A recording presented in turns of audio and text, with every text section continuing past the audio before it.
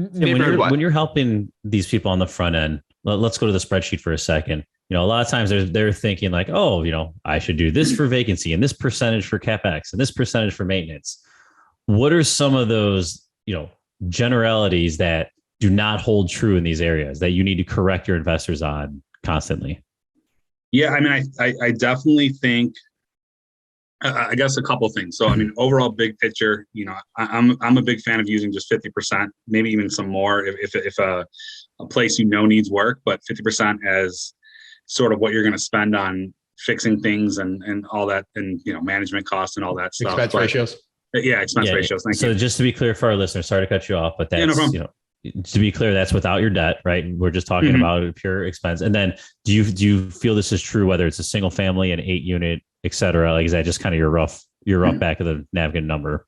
I think that's more the rough of the back of the napkin number. I think that when you walk through a property, some are going to be really well done and be a lot less than that. And then others are going to, you're going to buy them at a bigger discount. So they're going to get, have higher expense ratios. So, but a general rule of thumb that I think is if your numbers work at that 50% mark, I think you're good. But the other thing to expect is, the difference between A and B and C and D class. When you have a property in Lincoln Park or, somewhere where rent is $2,000, $3,000, it's a lot more consistent that it gets paid on the first.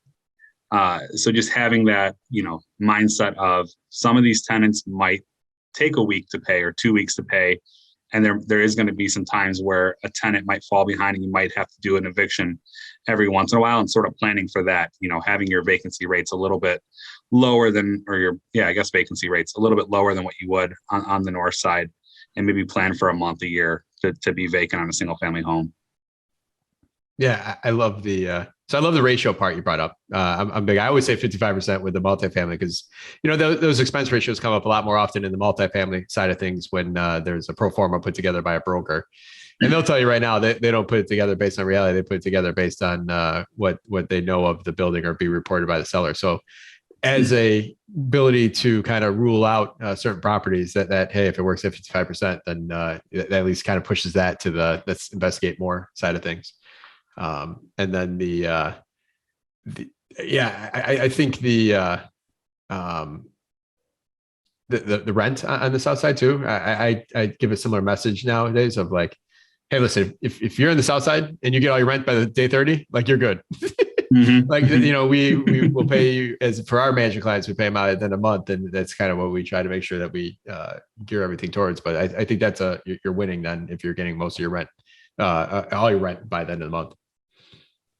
Yeah, I would agree. And it's a different mindset. We'll have some investors that were investing out of state before or in different areas and have moved to the south side.